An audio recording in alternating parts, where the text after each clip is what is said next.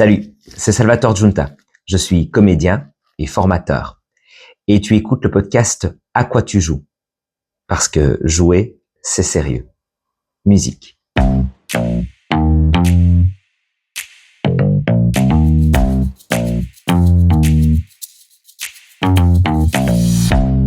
Bienvenue dans ce 9e épisode de À quoi tu joues, le podcast où on parle des arts vivants. Je suis Salvatore Giunta, vous me connaissez déjà en tant que comédien, formateur et aussi directeur de ce podcast que je fais absolument tout seul parce que j'ai personne pour m'aider et puis tant pis.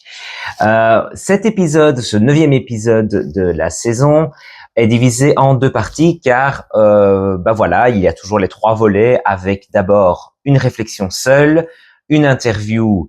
Et puis ensuite, nous avons la partie où j'ai été voir un spectacle. Et cette fois-ci, j'aimerais vous parler de 2 spectacles. Voilà pourquoi je l'ai divisé en 2. Je vous emmène tout de suite en concert, et pas n'importe quel concert, puisqu'il s'agit de la Queen Lady Gaga. Oui, j'ai été voir Lady Gaga, et cet épisode, je le fais tout seul, même si je suis persuadé qu'Anthony aurait voulu faire partie de cet épisode. Il n'est pas là aujourd'hui, donc je me débrouille de nouveau tout seul.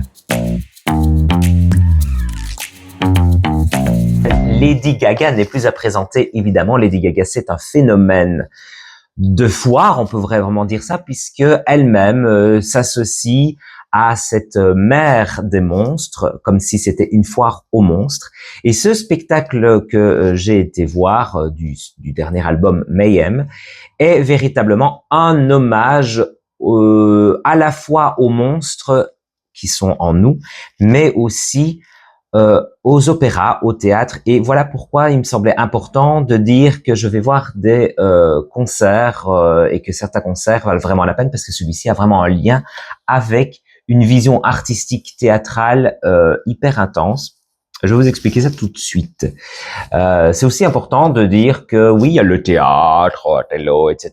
Et puis il y a aussi vraiment ce qui est purement variété, et j'ai été époustouflé d'abord par l'énergie de Lady Gaga. Donc, on peut commencer par parler d'abord de cette énergie qui est extraordinaire. Je n'ai pas les mots.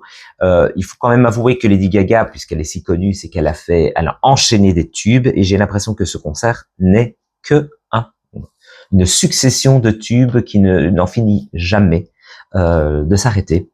Et ça nous fait danser, ça nous fait rigoler. Enfin, c'est vraiment impressionnant. Cette dame est vraiment impressionnante à ce niveau-là.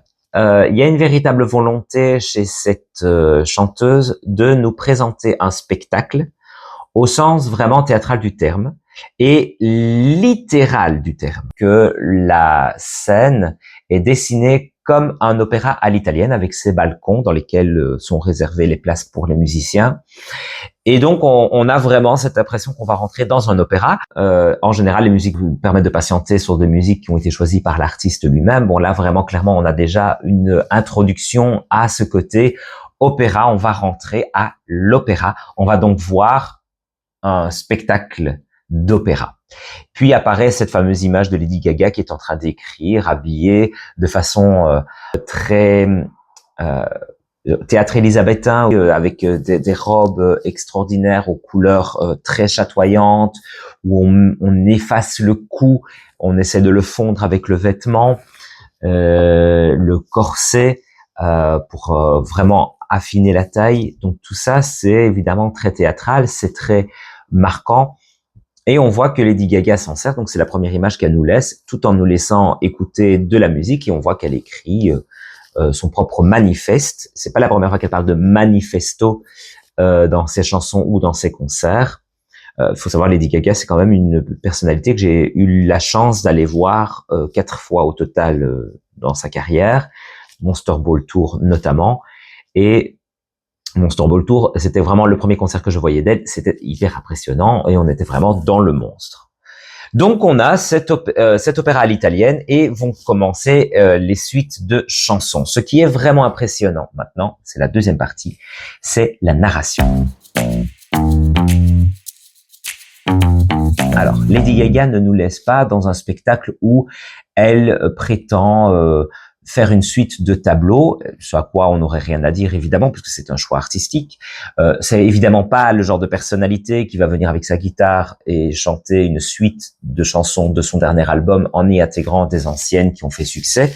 Non, véritablement, Lady Gaga prend à partie qu'elle va raconter une histoire, une narration, exactement comme on s'interroge lorsqu'on fait des spectacles. Par exemple, je ne suis pas Lady Gaga, mais lorsque j'essaie d'écrire mon deuxième seul en scène, j'essaie de me dire quel est l'arc narratif du personnage, mais c'est aussi quel est l'arc narratif du public. Comment va être la réception du public et les différents événements qui vont atteindre le final, le grand final de mon spectacle.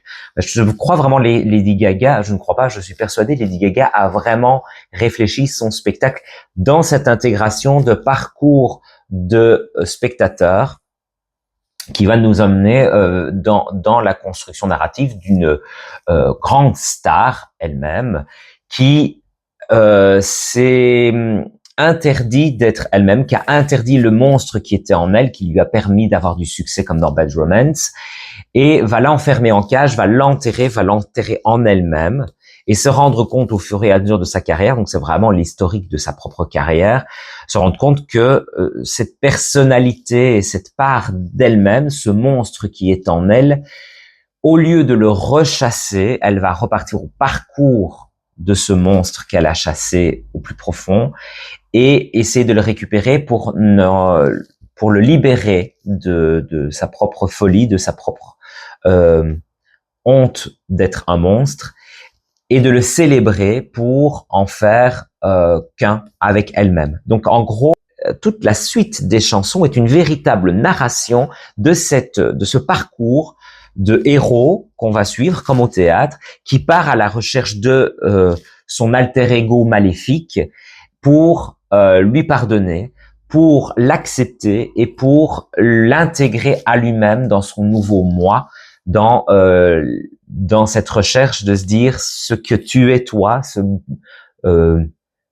moi maléfique, reste moi et je vais l'embrasser et je vais l'intégrer à moi-même. Alors fatalement, ça fait vachement écho à la communauté LGBTQIA+, qui a cet alter ego qui est souvent rechassé dans la société, qu'on doit cacher, qu'on ne veut pas intégrer, mais qu'en réalité, on devrait pouvoir célébrer, notamment dans la marche des fiertés, pour dire, c'est nous, on est monstrueux à votre regard, mais cette monstruosité, c'est avant tout nous, et on va avant tout la célébrer.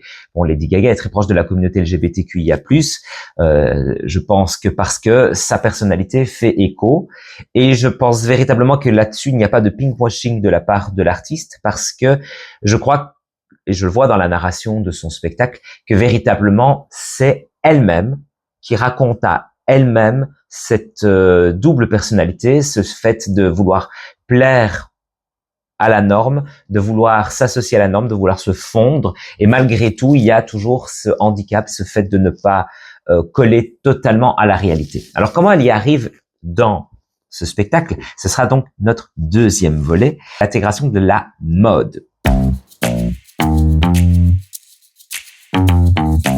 Le costume chez Lady Gaga a toujours eu énormément d'importance. D'abord pour se monstruosifier, si le mot existe, se rendre monstre. Elle a une recherche artistique dans le costume où véritablement on sent qu'elle veut se transformer. Alors en monstre, mais c'est magnifié quelque part puisqu'on est dans cette recherche de monstres de cirque, comme à l'époque du 18-19e siècle, où véritablement ce sont des monstres qu'on nous montre et qui qu'on vient voir, qu'on vient observer comme un œil curieux. Et ici, on est plus peut-être sur effectivement des costumes édouardiens et sur cette recherche du gothique, de la volonté de faire des personnages gothiques. Et donc les costumes vont raconter cette ode au gothique. J'ai mon chat qui arrive, il ne peut pas s'empêcher d'être avec moi. Voilà, si vous voyez des ombres qui passent derrière, c'est lui. Bref, le costume raconte un sous-texte. C'est toujours intéressant parce que dans le spectacle vivant, on ne doit pas nier cette recherche du costume pour raconter quelque chose, si on fait des costumes d'époque. Et là, le concert lui-même n'est pas spécialement d'époque, on va quand même changer un petit peu de costume, on va revoir cette ode à la mode que Lady Gaga a en général dans ses concerts, dans ses spectacles. Le premier est quand même très impressionnant. Il est inspiré de Thierry Mugler. C'est vraiment une ode à Thierry Mugler avec cette robe qu'il avait faite en 1985 pour Lady Macbeth, donc dans le spectacle Macbeth de Shakespeare. Et cette robe avait été montrée en 1985 à Avignon. C'est une robe qui a une grande cage et justement cette cage dans laquelle est enfermée la reine, c'est à la fois la cage qui représente la grande prestance de cette cage, c'est à la fois le pouvoir puisque cette robe est imposante et à l'intérieur ça reste une cage, c'est-à-dire un pouvoir qui enferme la folie, qui enferme Lady Macbeth. Et cette folie, alors la référence Thierry Mugler mais fatalement shakespearienne aussi de Lady Gaga, c'est cette folie qui l'enferme. À la fois, c'est une artiste pop qui a un pouvoir sur le monde grâce à ses chansons qui est extraordinaire, mais c'est aussi un pouvoir, une force qui enferme, qui empêche et qui nous montre toute sa monstruosité. Et au fur et à mesure, donc la robe est tellement grande que Lady Gaga va rentrer dans sa propre robe et se retrouver dans sa propre prison, enfermée, enfuie dans sa propre folie, et va devoir s'affronter elle-même. Et on comprend que pour pouvoir s'en libérer, il va falloir qu'elle enferme au plus profond d'elle-même son alter ego maléfique, ce que je vous racontais avant. Et tout ça, c'est raconté lorsque elle va arriver sur l'échiquier avec la chanson Poker Face, qui est sa fameuse chanson, et qui lui permet de se libérer de son alter ego maléfique. Chose qu'elle va après regretter, puisque on va suivre cet alter ego maléfique enfermé à l'intérieur des décombres de sa propre folie. Et on retrouve donc, à travers tous les tableaux de chansons qui sont présentés, Lady Gaga nous présenter son alter ego enfoui en elle-même et qui se retrouve parmi les morts, parmi les décombres, parmi les autres monstres. Des références à ses chansons précédentes comme dans Bad Romance qu'elle ne chantera qu'à la fin, mais par exemple on la retrouve dans une sorte de grande litière à chat, dans un grand bac à sable avec des squelettes de morts et pour moi, c'est une référence évidemment à Bad Romance. Bon, j'ai vérifié mes sources, effectivement, c'est une référence à Bad Romance. Ça n'a jamais été dit par Lady Gaga elle-même, mais en tout cas, bon, on peut vraiment le vérifier. À la fin, elle se retrouve au lit avec un squelette, et là, bon, elle est enterrée parmi les morts.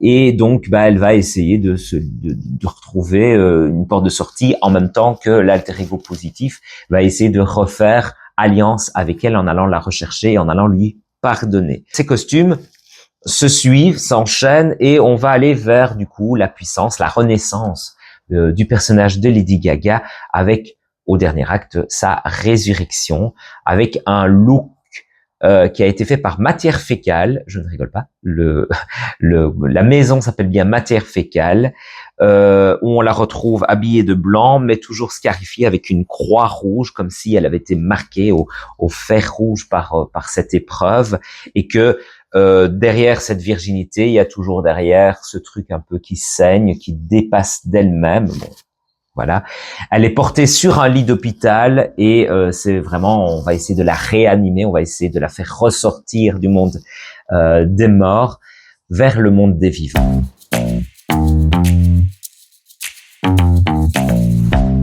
Comme on l'a vu, on a affaire à un spectacle qui parle d'opéra, qui parle du grandiloquent, du fort, du qu'est-ce que tu veux. Il y a le chat qui veut jouer avec mon qu'est-ce que tu veux. Voilà.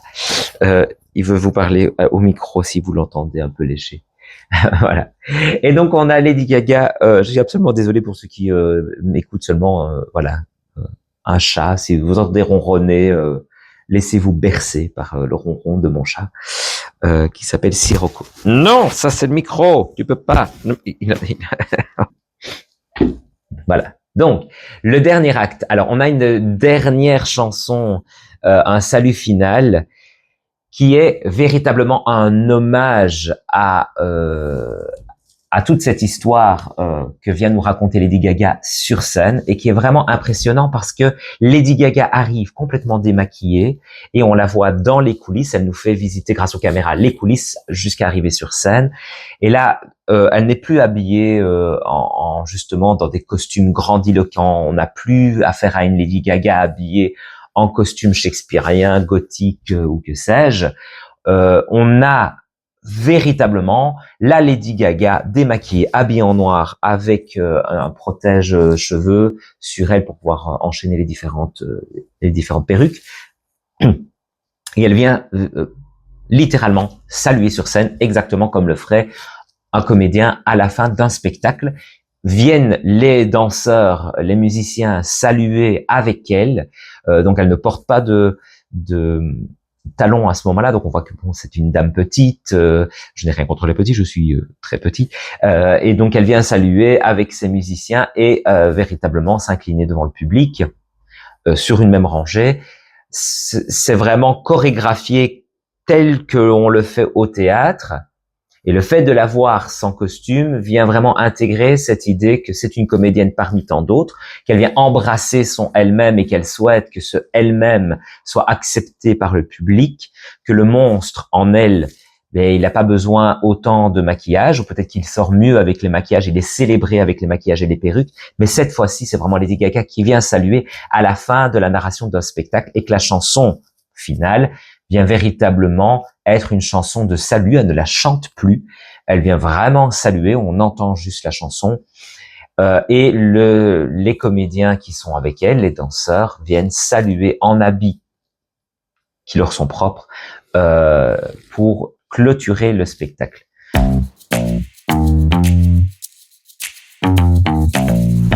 Je trouve que ce spectacle est une véritable claque pour tous les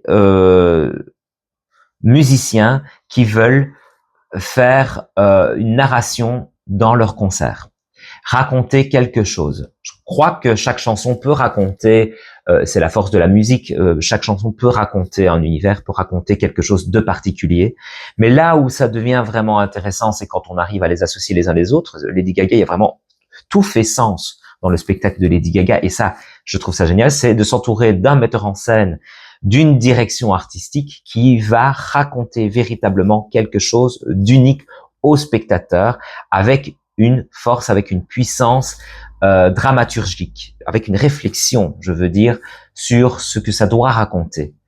J'ai vu pas mal de concerts de grands chanteurs qui aiment justement l'univers du spectacle théâtral. J'ai été voir Madonna, j'ai été voir Pink, j'ai été voir Mylène Farmer, Kylie Minogue, donc c'est des personnalités qui adorent faire du show. Mis à part Mylène Farmer, c'est vrai qu'on a affaire peut-être à des personnes qui racontent quelque chose veulent raconter quelque chose durant leur spectacle, mais se retrouvent très très vite à faire des tableaux, à ne pas associer entre eux les chansons. Et au final, on a quand même un fil rouge, mais c'est quand même dédicace à différents moments de leur carrière, de leurs chansons à succès.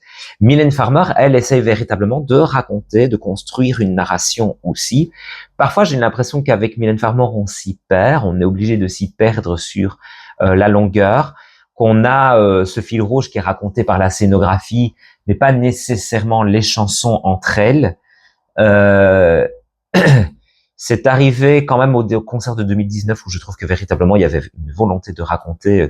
Tout était dans la déconstruction d'une ville ou du futur, où on allait vraiment aller vers la destruction de la ville. Et c'était assez souvent rappelé, mais c'était rappelé et parfois c'était prétexte à être rappelé. Ici, chez Lady Gaga, j'ai vraiment trouvé que cette logique de narration, elle ne perdait jamais son sens tout du long. Et en soi, c'est véritablement un sens à quelque chose qui est propre à la dramaturgie et propre au monde théâtral. On l'a vu dans un épisode précédent avec Sarah Seri que la musique, les concerts, souvent sont mieux quand on les voit que quand on les entend simplement, parce qu'on peut très bien ne pas aimer un style musical, donc on peut très bien ne pas aimer Lady Gaga ou Mylène Farmer, mais admettre qu'ils font des spectacles qui sont grandioses, mais des spectacles qui veulent raconter quelque chose, qui veulent émouvoir le public. Et là, ce que j'avais vraiment apprécié, c'est par rapport, je faisais la comparaison avec Mylène Farmer, où il y avait en 2019 cette narration sur une déconstruction de la ville. La ville, est-ce qu'elle est la métaphore du personnage Mylène Farmer, qui lui-même va s'immoler, va disparaître dans le feu. Chez Lady Gaga, il y avait véritablement un héros, un personnage qu'on va vraiment suivre de bout en bout avec son alter ego qui sont à la recherche l'un de l'autre après s'être disputés, après s'être chassés. Et donc il y a vraiment, c'est le héros qui devient notre fil conducteur. J'ai moins trouvé ça justement dans le concert de Mylène Farmer, et dans les autres concerts, j'ai tendance à voir beaucoup des tableaux avec des légers fils rouges qui sont un peu rappelés, comme le cirque chez Pink, mais c'était plus des décorums plutôt que des narrations dramaturgiques. Donc, si vous êtes musicien, si vous avez foi dans votre projet et dans votre concert, n'hésitez pas à aller trouver justement des metteurs en scène qui vont essayer de créer ce lien pour qu'il ait entre vos chansons, entre vos tableaux, une véritable narration, une véritable construction narrative qui donne et qui fait sens. Voilà. C'était à peu près tout ce que j'avais à dire sur le concert de Lady Gaga, mais ce que je vous encourage surtout, c'est d'aller le voir. Je vous souhaite une belle année 2026, autant que peut se faire une belle année 2026, vu que le monde part vraiment en cacahuète, mais ne désespérons pas, ce n'est pas en nous disant ça qu'on peut se sauver, il faut garder espoir, et donc c'est tout ce que je vous souhaite pour 2026, gardez espoir, illuminez autour de vous, et n'arrêtez pas d'aller voir des spectacles. À bientôt. C'était À quoi tu joues. Rejoignez-moi partout sur les réseaux sociaux ou sur mon site www.salvaterecomedia.be pour suivre mes aventures. À tout bientôt.